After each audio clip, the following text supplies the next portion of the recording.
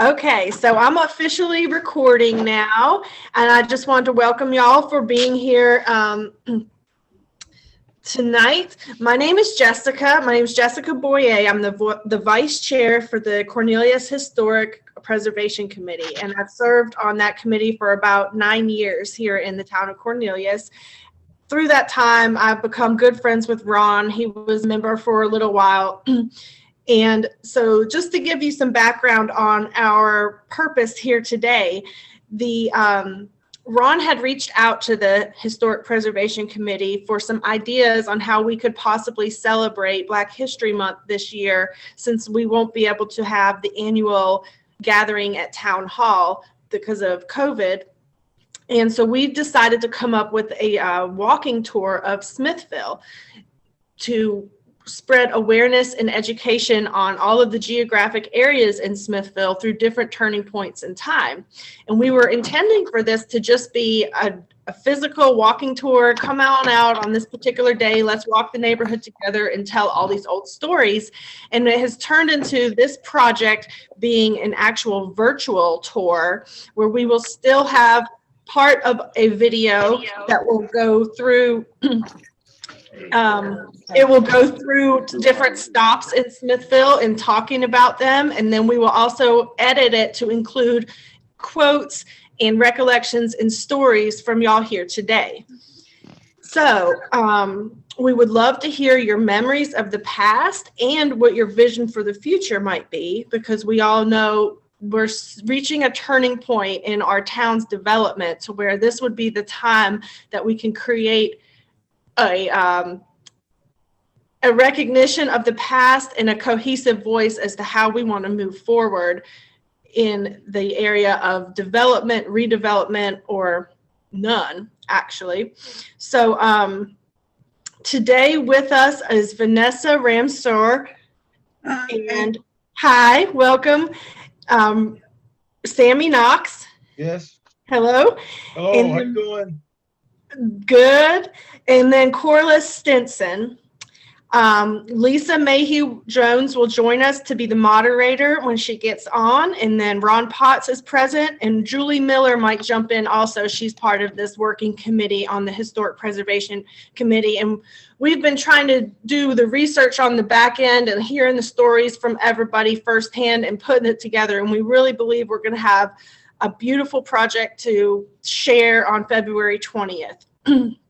So just remember that if you're not speaking, you can put yourself on mute to minimize any interruptions. And if while someone else is speaking, if you think of a story that you also want to share on that subject matter, you can definitely raise your hand or chime in when they are finished. We want to make sure that we can hear from everybody. Hey, Lisa.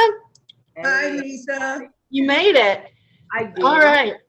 I'm still doing the introduction, so it's about to be your turn with the questions if you've got them printed out. I want to just say thank you again for being here, and we want y'all to be comfortable and share your recollections, and just do know we are being recorded, so any portion of this could be shared in our final project. And with that, I'm going to take it over. Lisa, I think you know everyone, and we've already had introductions, but go for it. Can you ask Corliss to slide over to the middle? Oh, yes. To the Now left? Yeah. Can they see you? Yes. Yes. And also, can you ask her to turn off her phone, because I'm hearing an echo because she's still on the call from her phone and it's at Ron's house. I think it's on both. Can you get it on? There it goes. Turn it on. Oh. Okay, I'm gonna turn it all the way off.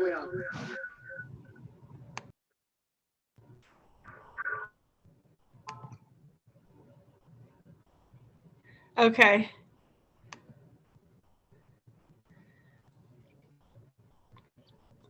All right. So now y'all should be able to unmute yourself from Ron's computer screen somehow.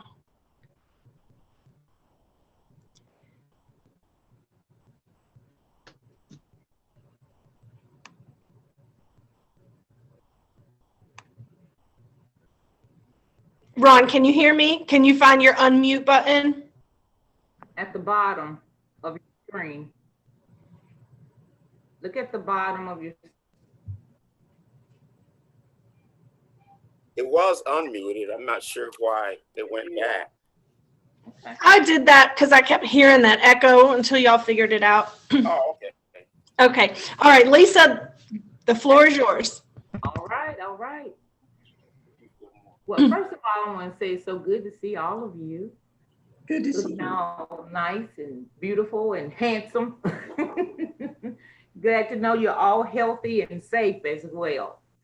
Okay, I'm going to start out, and there are a few questions that I have, and of course, I'm going to go around the room because I have answers from each of you as well. Okay, so what I'm going to do, Vanessa, I'm going to start with you. What are your earliest memories of living in Smithville? My earliest memories are family, a rich heritage of families who were everybody's families. Some were your relatives, but just a rich heritage of families, love, community, and knowing that that was where your home was and that you felt safe, your doors weren't locked. You could go from house to house. And although we didn't have cell phones back then, if anything happened, our parents knew before we got home because the telephone was available. So it was just, I have excellent memories of my childhood and living in Smithville. It was just a safe place, knowing that, you could be yourself, even when the other adults chastised you and told you they were going to tell your parents on you because you were just a child and acting out and doing fun things that they didn't think were fun. It was just a good situation. Okay. All right, Corliss, what about you? What's your earliest memories of living in Smithville? Well, at first, when I was a baby, I didn't live here for about 12 years. And then I moved back with my mom and started staying with my mom. But I just enjoyed, like I got up in church one Sunday and I told him I wouldn't rather live in New York, California, or nowhere. I would rather be here, right here at Little Smithville. I love my home and it's always felt safe here. We could sit on the porch. Sometimes I sit on my porch all night long and some just sit out there listening to music. Nobody bothers you, nothing. So I just love my little Smithfield. Okay, Sammie, what about you? I remember when all the kids would be outside playing. We would play in the streets. All the parents would. I go back and I'm sure Corliss can too. Remember before we had street lights, and all the kids would be out in this road playing. We'd be playing hopscotch, dodgeball. All the parents would be sitting on the porch watching the kids. It was just beautiful. And I also remember the big thing was on Saturday, our baseball game to the center on Saturdays. Everyone would go over the center, and it would be just, it would be a big community event. And I agree with Vanessa. You felt safe. You didn't have to worry about anything. You didn't have to worry about locking your doors. All the parents knew one another.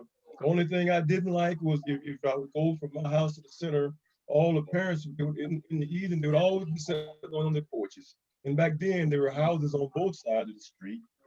And as you walked by, you had to speak to everybody. The only way back, you had to speak again. Yes, yes. Yeah. It was great. Yes. That was my memory, And the other thing I'd like to add to that, Sammie and Corliss, as you stated, we didn't have to go too much farther outside of our community to do anything because Uncle Garo had his store down near the center, and Lisa's granddaddy had his great-grandfather had his store at the top of the road. And we pretty much had everything we needed, or, About Lib's store. Oh, and Lib's store was on the other side, but these were Black-owned stores. right within our community. And we, you know, those entrepreneurs. And I remember my grandfather had a wagon. He'd bring fresh vegetables around in his entrepreneurship with ice on the wagon, and people would buy that. So we were pretty much self-sustaining. Okay, all right. Now, I'm going to ask another question. Sammie, I'm going to start with you. Are you a member of a church? Tell us about early memories of church and how they've changed. If so, in what ways? Well, I can talk about my early memories of church. I remember my dad told all of us from an early age that if you're going to live at my house, you got to go to church on Sunday. Yeah. That was something that was no argument there. Every week I went to church on Sunday. I remember all the kids used to have to sit up front. And I remember Reverend Giles, Corliss, you probably remember him. Mhm. All the kids would have to sit up front. And before service really started on Sunday morning, he would always come up and he had some story for the kids. And I thought that was great, you know. And that's Torrance Chapel, right? Torrance Chapel. Okay, all right, all right. How about you, Corliss? My memories of my church. Well, like Sammie say, we had to go to church. My grandfather lived next door, and when we hear him coming up the steps on Sunday morning, we know, y'all going to church up here this morning? And we knew we had to go to church. And we even, sometimes we walked to church, to Torrance Chapel. And we just like to do it for fun. And we walk back home, and we had revivals. But like I say, we enjoyed going to church then. We didn't think nothing about it. We knew we were going, and we was happy.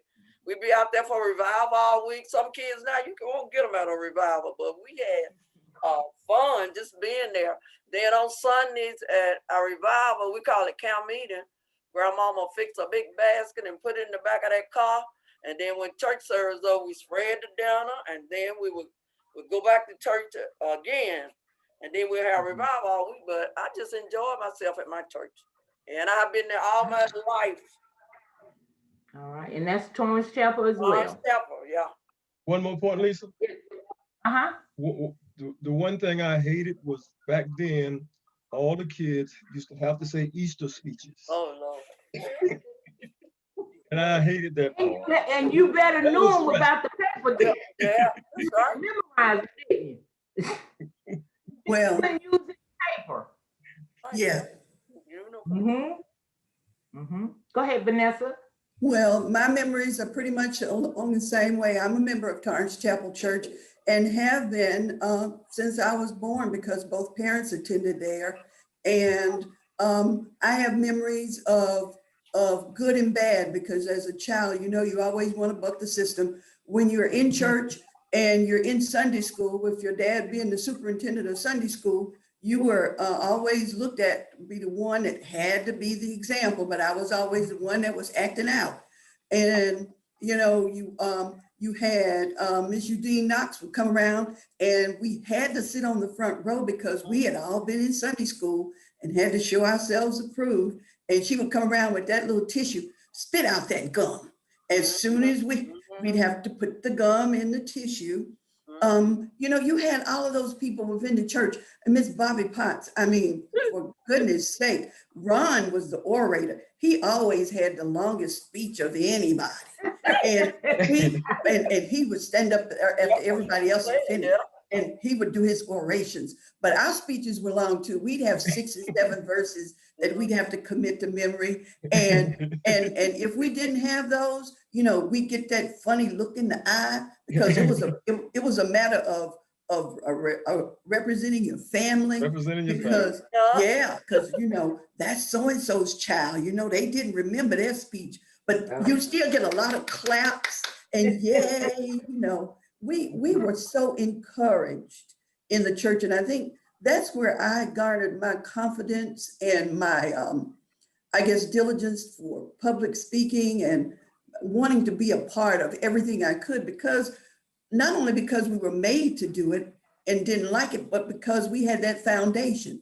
We didn't realize it then, but we had that foundation, and you had to enunciate your words or they would say something to you or, you know, speak correct English and sit up straight on that front row. Oh boy, was that grueling and tiresome. And we would start doing little games up there on the front row and acting out. But everybody was our mother and everybody could tell us what to do. Yeah. And we had to listen or else we got it when we got home. That is so good. You know, that I didn't realize y'all had somebody come and taking y'all's chewing gum and candy, because when I grew up, it was my mother Carrie over there.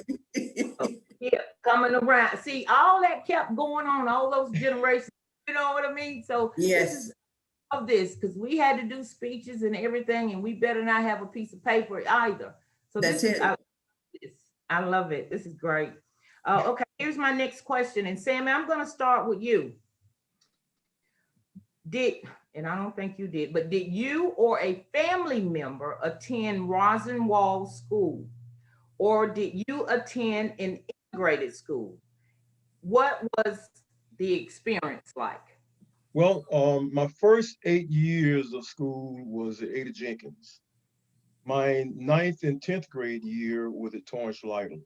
1965 is when President Johnson signed the school desegregation order. So 1966 was my first year at North Mecklenburg, which is my 11th and 12th grade years. And I have to admit, those are probably the worst 2 years of my life. You know, it was like that was the first time that I mean, even though we grew up in a segregated world back then, we lived in a community, a Black community, where we didn't really feel a lot of that stuff just from growing up at home. But I really felt it going to North Mecklenburg. That was my first year to really feel segregation, and I hated those 2 years. You know, the school flag was the stars and bars. The school fight song was Dixie, and we had to endure all that stuff. And I remember first class I went to was an American history class, and I was the first Black in the class. And I walked in, and everybody moved their desk over to the other side of the room. And I dealt with that type stuff for 2 years in high school. I really hated it. And what years were those? 66 and 67. Okay. All right. How about you, Corliss? Well, I went to, well, whatever y'all call it. Rosenwald. Yeah, in the first grade and the second grade, and then half of the third grade, they moved us to Ada Jenkins. But at the center, when we moved to Ada Jenkins, that was like living in a mansion, because at the center, we had a wood stove, coal stove, and we had to go, and the guys had to go under the center and get the coal out and make a fire and stuff. Lord, we went through some, hon. But then half of my third year, we moved to Ada Jenkins, and that was much better. But I enjoyed myself over there. I enjoyed myself at the school. And the thing about it, we learned some stuff over there. We learned some stuff in school. Now, I be looking at people write on Facebook and stuff. They don't know nothing about stopping at a period. They don't know nothing about capital letters. They don't know nothing about towns and cities and stuff, capital letters. I said, oh my God, we were taught all that kind of stuff. And we learned to type. I was going to the typing contest in the 12th grade, and I got the mumps. I could type so fast, and I still can type. And I am so glad that we had those type of teachers that wanted us to learn stuff. And now I got it. I be looking at them. Are y'all gonna stop at a period, or you gonna put a capital letter? But I'm so glad I came along when I did. And then I never went to integrated school. I went through Ada Jenkins, and then I went to Torrance Lytle, and we didn't, after we left, I guess Ron and them went to North. I went to a Black school all my life. Okay. But I thank God for that, because I learned a lot. Those teachers would get your hind in if you didn't get that work, and then your mama gonna get you when you get home. How about you, Vanessa? Well, I remember the Rosenwald School because, not that I ever attended, but because my parents, my auntie was one of the teachers. Corliss, was Aunt Durham McCullough there when you were there? Corliss. I think Corliss is frozen, but my Aunt Derma McCullough was a teacher there, and that was my mom's aunt, her mother's sister. And some of her records of the children are still in her home where Treva resides right now. And my sisters didn't attend. We all attended Ada Jenkins, and then my sisters graduated Torrance Lytle. So I went to Ada Jenkins to the 7th grade. And then, as Sammie said, when desegregation happened, we had to go to John McNitt Alexander in Huntersville, and that was in the 60s. And well, I think all of us had some of the very similar situations to happen. We were put in classes with white children, and the teachers, and some of them were not accepting of us coming down there, integrating their schools. I know I experienced, because I was one Black person in one of my math classes, and I asked the teacher, I remember vividly, I asked the teacher if she could explain to me the process that she had gone through to get the answer. And she said, if you're not smart enough to keep up, then you need to just sit back there in the back and don't worry about it. And so what I ended up doing was going home. My feelings were just, because when you're coming from a school where you're recognized, your parents are working in the school, and you are part of something, and then all of a sudden you are you're an invisible entity in a corner, and you're told to stay there, that's shocking. And so I was just thankful that I had an advocate in my parents, because my father, I went home upset. As soon as he came home from work, he worked a second shift. My mom told him about it because she was a tattletale. And he went down to school, took me to school that next day, and went in there and talked to the principals and told the principal my experience. And, I just felt a little better, but I was still getting some of that same pressure. And after a while, the Black teachers embraced us who were there, and they helped us get through a lot of situations that were volatile, because there were fights, because they didn't accept us. And because we lived up on the north end, we didn't have a lot of African Americans in Cornelius, Davidson, and Huntersville to integrate John McKnight, just because it had a lot more. So we all endured a lot, and even trying to learn, because it was just not a good situation. But as we grew and we went into the North Mecklenburg situation, we knew how to avoid some of those challenges that we had. And we learned the process of making sure. We even had at North Mech, some of my girlfriends and I laugh about this, but it was seriously horrible. When we were all known, there were a lot of students who went to college from Cornelius, Davidson, and Huntersville, and their families were known for going to college. Well, at North Mech, nobody knew that about us coming from little old Cornelius. So when we went to our guidance counselor, one of my girlfriends said her guidance counselor told her, no, my guidance counselor told me that I needed to go to a community college. And I said, well, no, I'm going to college because we've already sent out the applications and I've been accepted. She said, no, you don't need to go to a 4-year college. You need to go to a community college. And then my girlfriend told me, said, well, that was better. At least she was sending you something at college on. Said, my advisor, who was a white woman, told me that I need to go work at Lance. And so, those were the kinds of things that we had to deal with when we're looking at guidance counselors trying to tell us what we could and couldn't do. And they based it on where we were from and who we were. Not because of our academics and not because of the fact that we could do it and that we knew what a college was. They told us the exact opposite. And Sammie, I remember on my granddaddy's farm over there on Torrance Chapel Road, one day I was over there with my dad, and I remember the kids we played with over there on the farm some of the Gambles, the Knoxes, some of those kids we played with over there on the farm. They had farms over there. And when we'd see them on their bus, they'd holler out the bus, "Hey, nigger," and you know, with expletives and all sorts of things. And so when we went back and we said, well, why did y'all call us out of our names like that? Because you play with us every day and you don't say that. And one of them said, well, that's because we were told we were gonna get beat up if we didn't say it.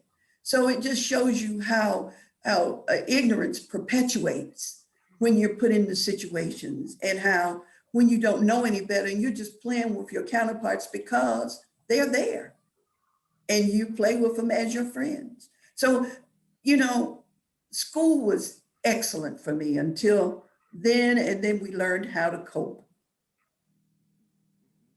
How many people out of Smithville went with you, Vanessa?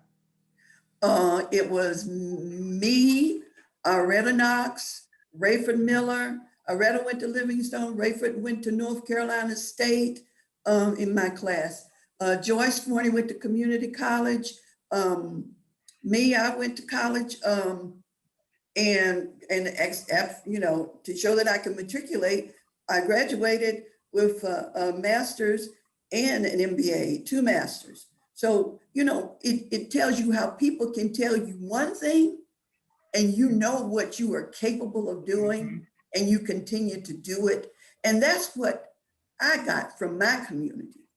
The fact that no matter what happens, you keep going until you get what you need to get done. So we had a lot of people in my class who went to college. I know down in Beattytown, there was Gwen Rivens, there was Beverly Cheryl in Huntersville.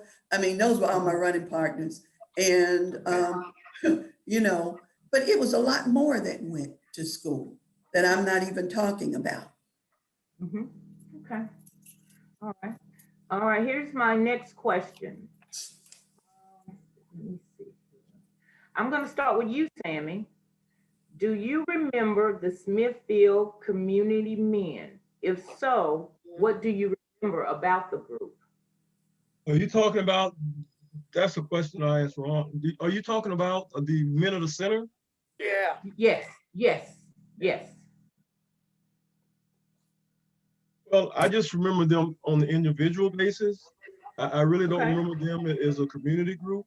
I know all of them were hardworking men. I used to see them in the evening coming home from work, you know, from taking care of their families. They did a great job with the center over there. I'm sure they did. But I really remember Mr. Ozarn. You know, we used to go over there on Saturday evening and Saturday nights, and I love his food. He was a good cook. And I used to love his chicken sandwiches, and it was just fun. It was just a lot of fun over there. Okay. How about you, Vanessa? Well, I remember the men, most of them were members of either Torrance Chapel or Union Bethel. And they came to the rescue from the Rosenwald School. And they pooled their monies and purchased it and bought it together so it could stay within the community, because they didn't know what was going to happen with it. We had, I think at that point, so many promises of what we're gonna, but the men came to the forefront and they took care of their business. And they purchased it and they kept it open for community activities. They had summer Bible school over there with Union Bethel, Torrance Chapel, and Hunter's Chapel. All of the children and the teachers got together. And I'm trying to think what else they did. They had summer programs for the kids over there. Nanny Ray Potts had the summer programs over there for the community children. She headed that up with Park and Recreation, she and Verdi. And there were all sorts of activities. There were baseball games, softball games. And Sammie, you're right, Mr. Ozarn could really make a hot dog, and everybody went up there to get the hot dogs on the weekends. And it was a place where our parents would let us hang out, and we had curfews and there were no street lights, but we could hang out till 11 o'clock as long as they knew you were up there at the center, because houses were around it. People were on the porches, and adults were looking at you, because if you did something, and you were out there and you got Mhm. the slightest bit of trouble, your mom and dad knew when you got home. So, you know, those built-in things. The men did an excellent job in coming to the rescue of the Rosenwald School. I used to wonder about that, Vanessa. I mean, they always knew when you got home. By the time you got home, when you did something, they always knew.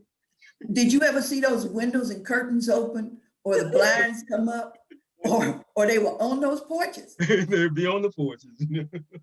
And they were on the porches when I was going to the center, because Reverend Little, my grandma, and said my granddaddy, y'all come on. Reverend Little said y'all were outside. You're supposed to be inside. So yeah, that's what they did. Look. Or they were outside dancing. Yes. Yes. What about you, Corliss? What do you remember about the Smithville Community Men group? That was a great place for us to go. That's the only place my mama would let me go. You can go to the center. That's all you're gonna go, because she knew somebody gonna be looking at them. And I had my grandpa was in there, and my two uncles helped on it. Your granddaddy. I got a picture of him right here. Mm-hmm. Can you see it? Lift it up. Hold it up, Corliss. Move it up. Yeah. Mm-hmm.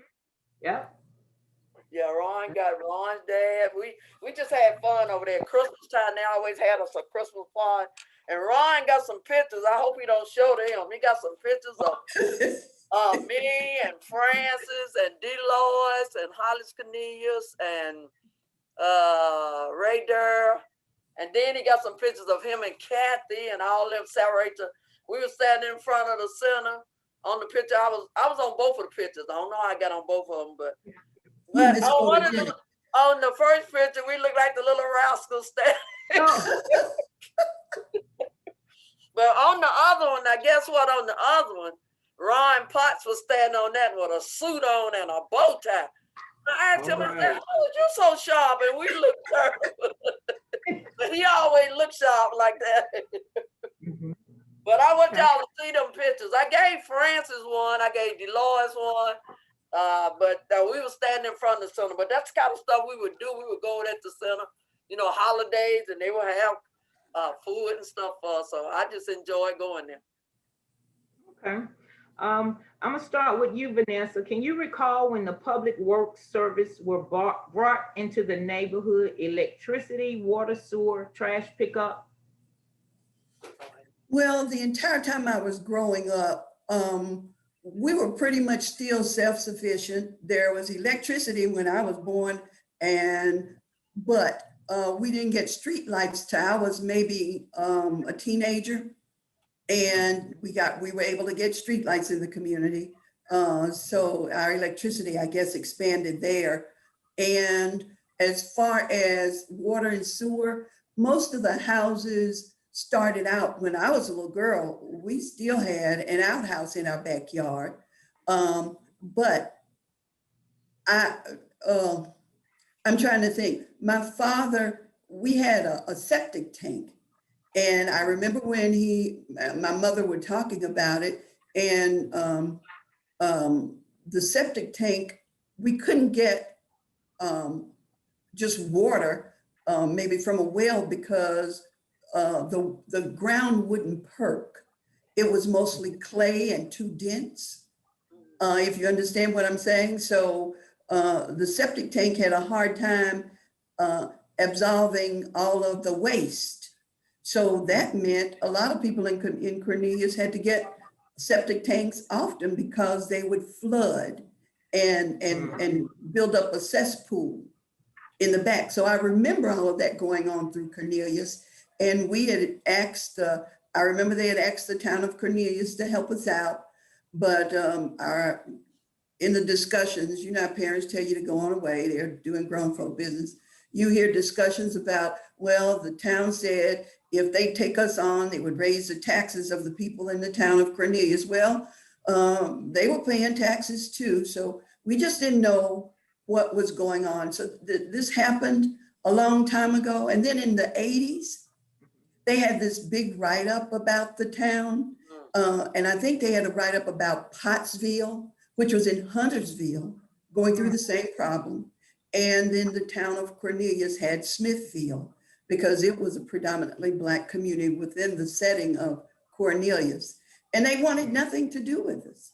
And still, you know, we're fighting for certain rights and things but still the taxes and the people who pay taxes there. And, you know, gentrification is going on. People are buying properties. Some of the town is buying some of the properties within the community.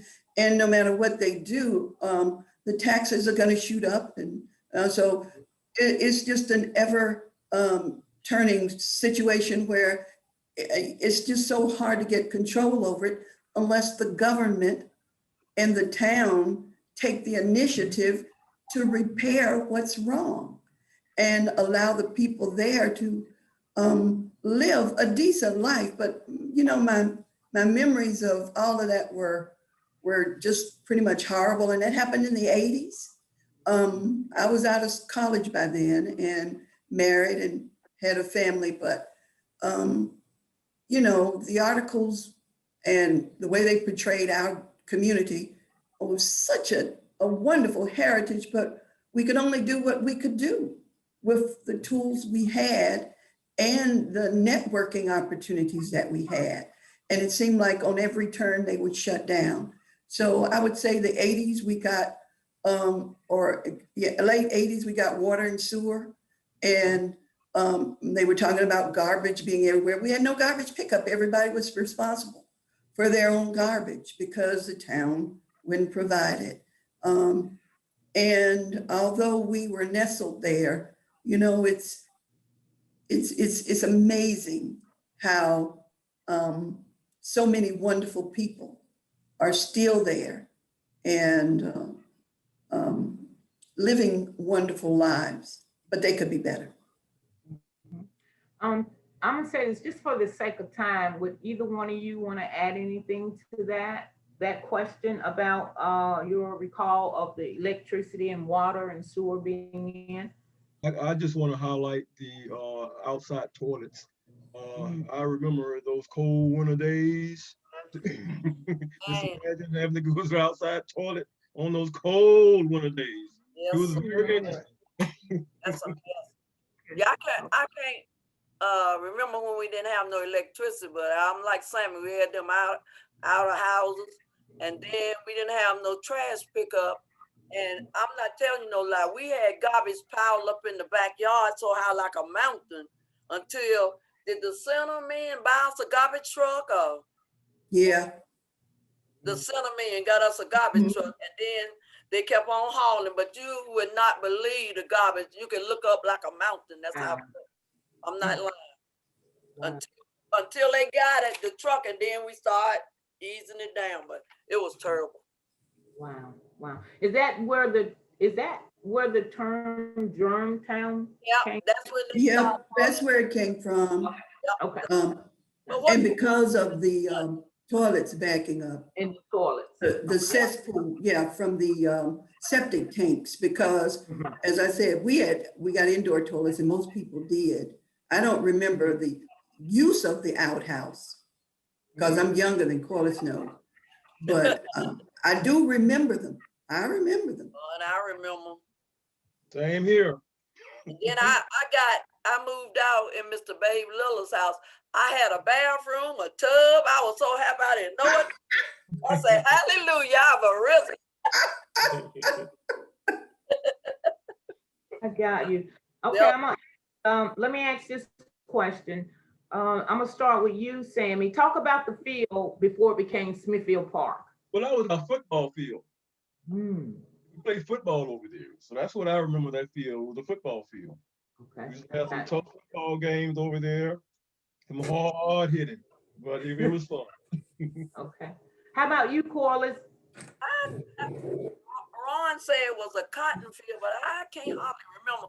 Because like I say, I stayed with my aunt from our time I was born to 12 years old. I just can't really remember it. Okay. Well, they had planted some cotton out there, but it was just a big field in the middle. And we had the people on the end of South Hill Street had made a path through that field to go up to Ferry Street. So there was a big path and walkway through the field for us to go up there. But it was a big field, and eyesore really within the community because it wasn't developed. Okay. All righty, let me ask you this. Here's the next question. And Vanessa, I'll start with you.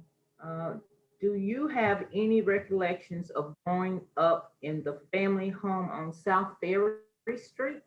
No, that's No, we lived at the end of So South that Hill. that question shouldn't be right here, Ron.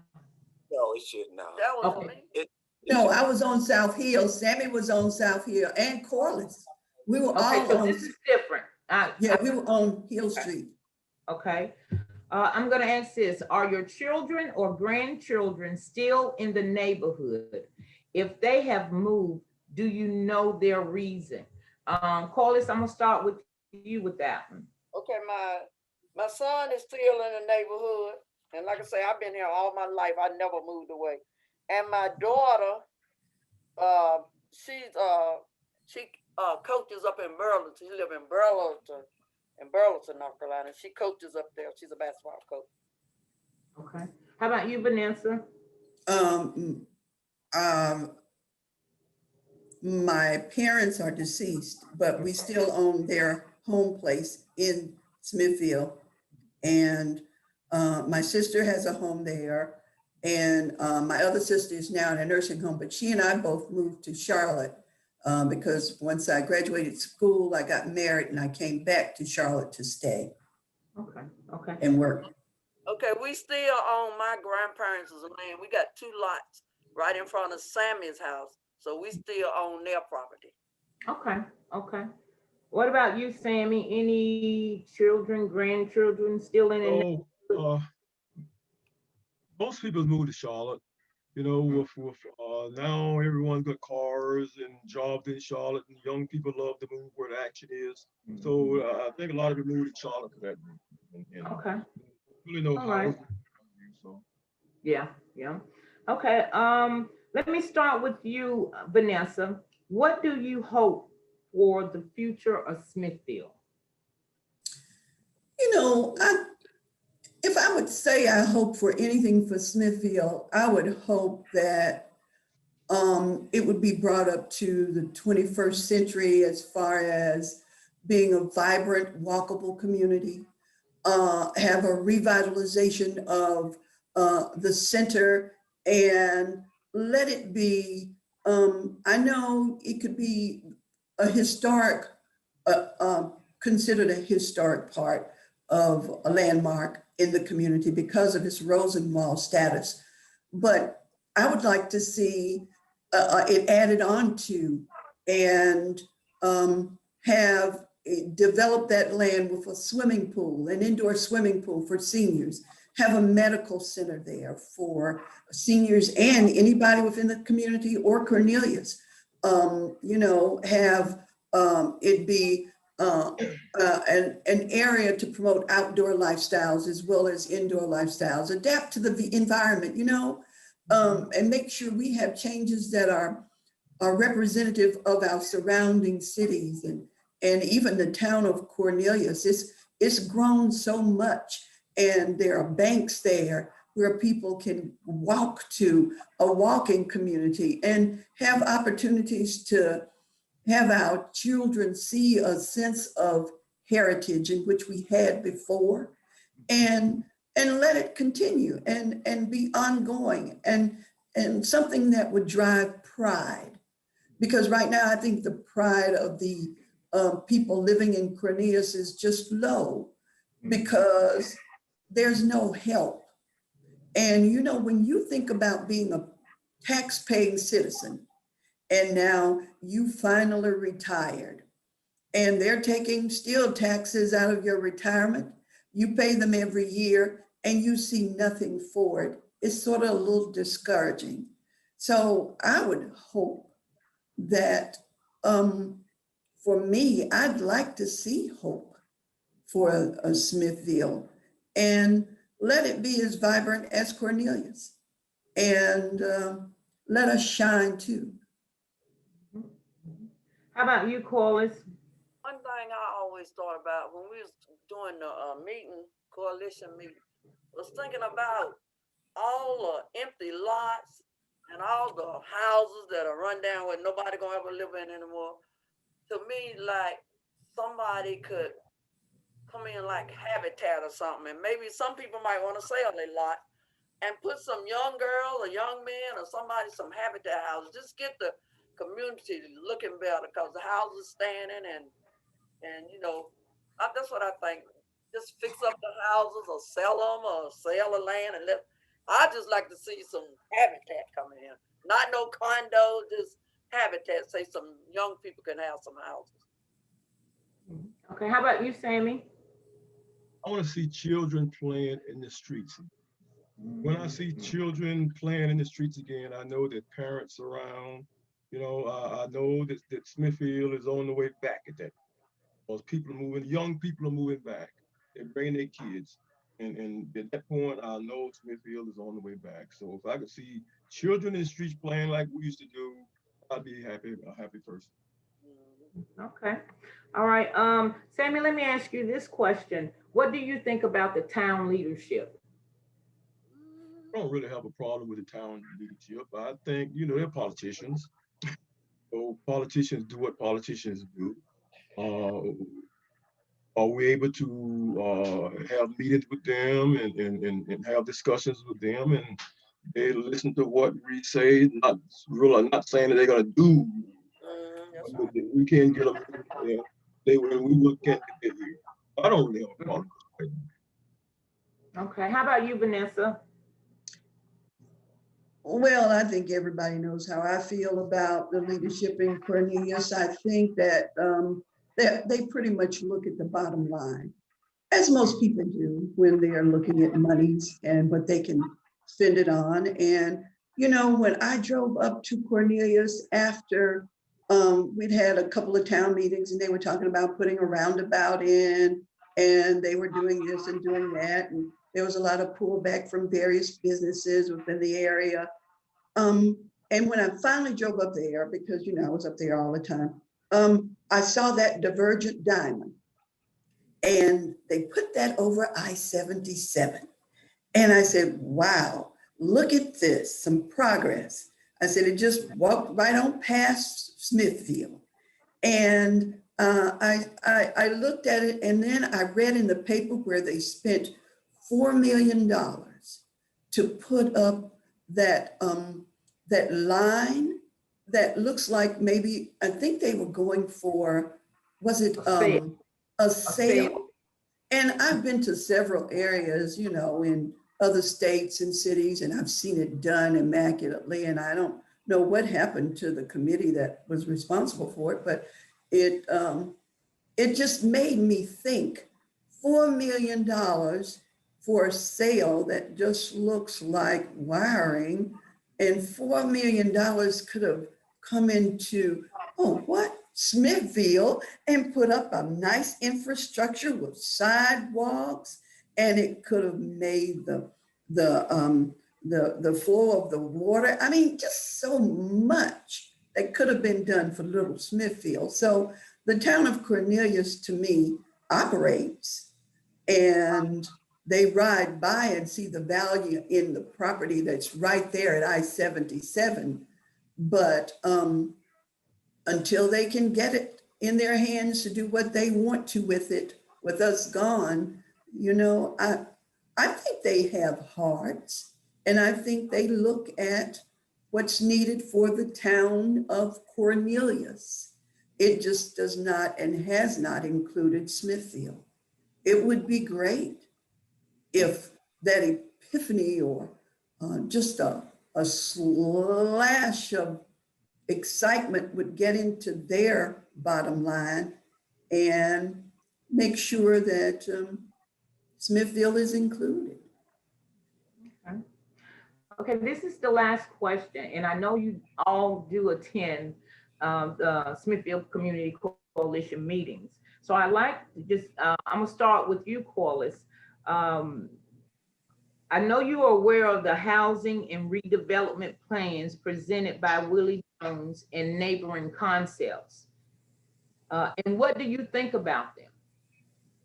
I couldn't really get the understanding of what he was saying. One time he was saying something about bringing some condos or something in, and I was like, who in Smithfield can afford a condo if you bring that's mostly when I stopped coming to the meetings because I say, well, we're not talking about nothing to help me. Like I always say, habitat houses, stuff like that. But you was always talking about, and I love Willie because he's a smart man, and I know he can do a lot of stuff to help us. But I just didn't like some of the stuff he was saying about bringing this in and affordable housing.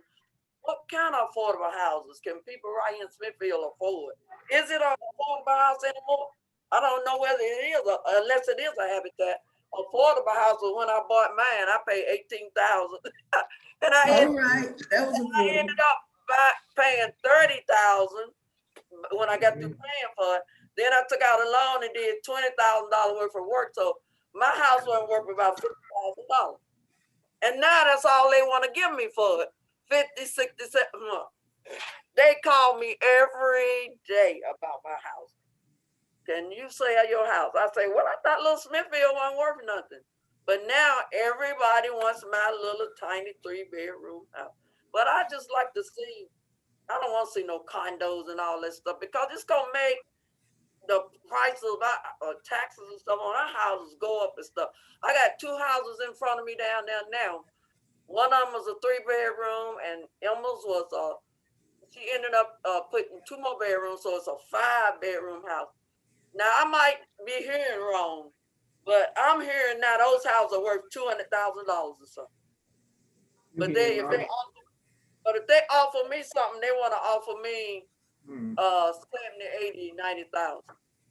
I told them they can have it, bring me 250 or 300,000. How about you, Vanessa? Oh, I go enjoy ahead, Corliss.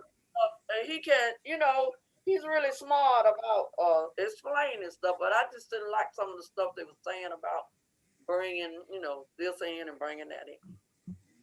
And how about you, Vanessa? Well, I heard the presentation. I've talked to Willie, Ron, and the committee about it. I'm very familiar with neighboring concepts. I've worked with Darrell Williams on several projects when he was with Gant Huberman in my job. And,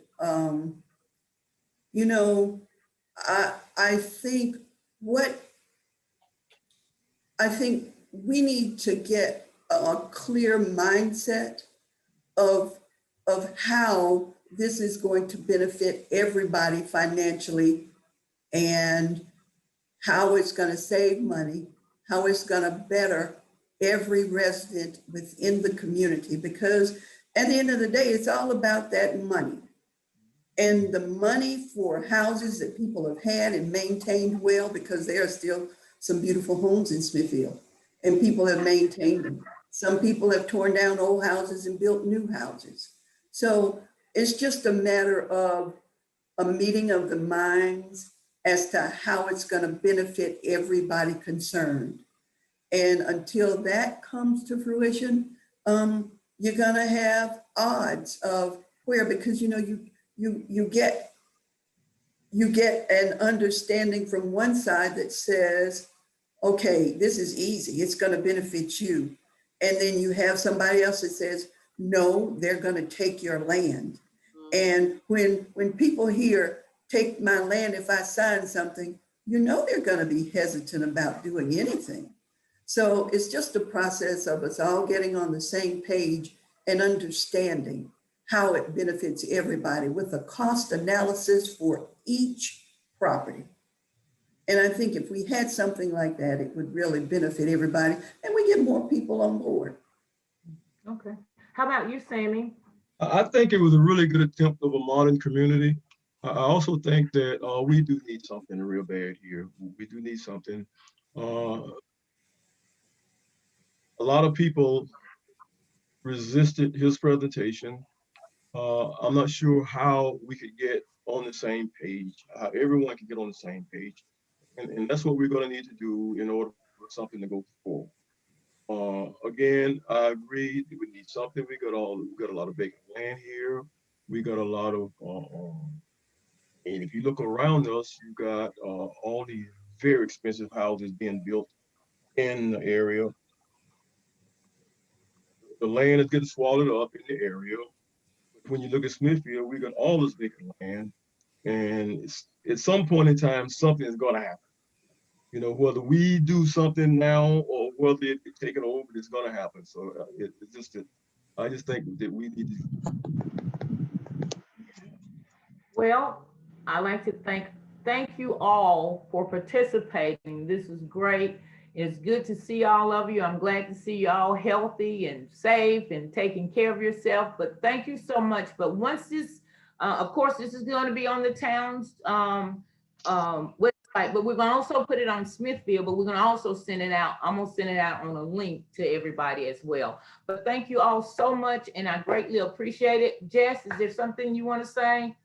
I also just want to thank everybody for their time. I enjoyed hearing these stories. They're making me want to laugh with y'all, cry with y'all, pulling up a lot of emotions for things that I didn't know about, and I'm just now learning. And my goal is to spread this education to our town of Cornelius and all the people that live here that have moved in from all different areas. So when the time comes that we can come to the table and make sure that the people that live in Smithville's best interests are being carried out with the redevelopment plans, because it's about to be at a now or never point, you know, and like getting the phone calls, people wanting to buy the property up. So like, I think that just whatever we can do to unify and share the stories and appreciate the heritage, because all of that stuff about the neighborhood, raising the neighborhood and kids, like that would be wonderful to return to a sense of community like that. And I think it's possible. I truly do.